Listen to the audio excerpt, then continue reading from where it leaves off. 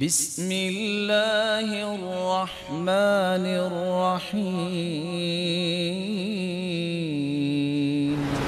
اور اللہ رب العزت نے بات جو نازل کی وہ شیطان کے متعلق فرمایا اذهب فمن تبعك منهم فإن جهنم جزاؤكم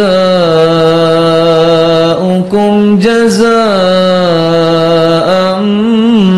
موفورا واستفزز من استطعت منهم بصوتك وأجلب عليهم بخيلك ورجلك وشاركهم في الأموال والأولاد وعدهم وما يعدهم الشيطان إلا غرورا واستفزز من استطعت منهم بصوتك۔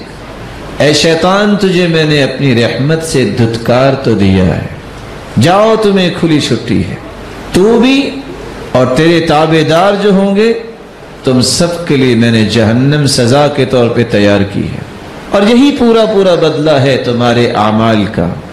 جاؤ اگر تم چاہتے ہو تو اپنی آواز سے میرے بندوں کو بہکانے کی کوشش کر لو، اور سواریوں پہ سوار ہو کے یا پیادہ بھی آپ ان کے ایمان کے پیچھے چلنا چاہتے ہیں تو چڑھ دوڑو، اور چاہو تو ان کے مالوں اور اولادوں میں بھی شرکت کرو، شریک ہو جاؤ۔ کس طرح یہ شیطان انسان کے مال اور اس کی اولاد میں ساجی اور شریک ہوتا ہے؟ جب انسان کا مال حرام ہوتا ہے تو شیطان اس کے مال میں شریک ہوتا ہے۔ سود کا مال جو انسان جانتا ہے کہ یہ سود ہے، درہم ربا اشد من 36 زانیہ، ایک درہم سود کا اگر انسان کوئی کھاتا ہے وَهُوَ يَعْلَمُ، اور اس کو پتہ ہے کہ وہ سود ہے، 36 مرتبہ زنا سے زیادہ اس کا گناہ ہے۔ سود کے 72 دروازے ہیں، 72 گناہ ہیں۔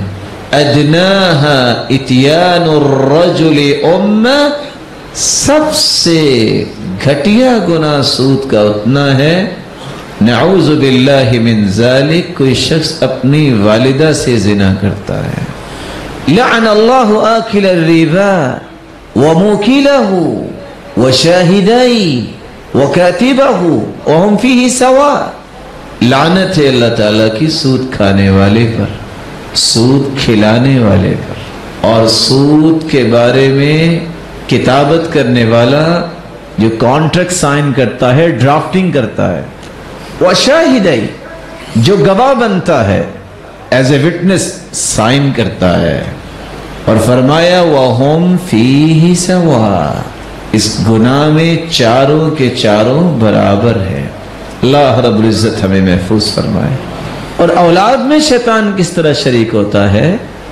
رسول اللہ صلی اللہ علیہ وسلم کا فرمان ہے، جب کوئی اپنے گھر والوں کے پاس جاتا ہے اور اللہ کے رسول صلی اللہ علیہ وسلم کی سکھائی ہوئی دعا کو نہیں پڑھتا تو شیطان شریک ہوتا ہے۔